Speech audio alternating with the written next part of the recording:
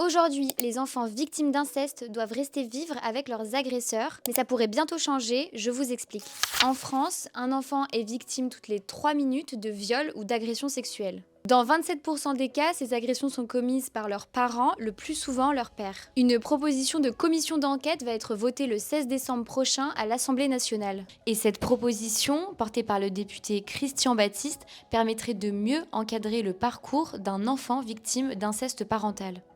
Quand allez-vous reconnaître l'inceste comme un crime autonome?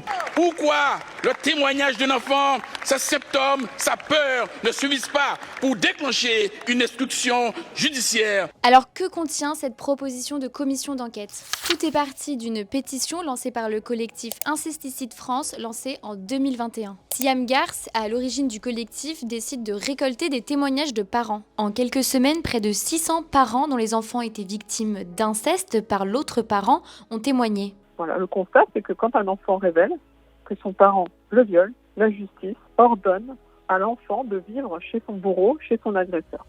En 2024, des personnalités publiques, des actrices, des chanteuses décident d'incarner les récits de ces parents protecteurs à l'Assemblée nationale.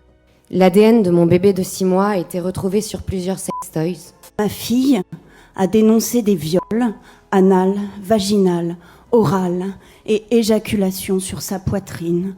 Quelle victime obligerait-on à revoir son violeur régulièrement?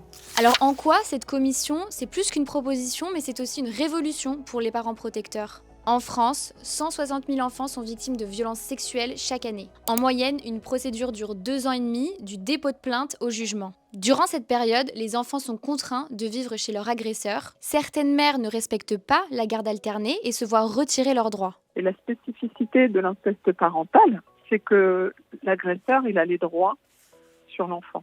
C'est impossible d'éloigner et de soigner l'enfant, en fait. Le 16 décembre prochain, le vote de cette proposition de résolution pourrait permettre d'ouvrir une commission d'enquête de 6 mois, un rapport public et des réformes législatives.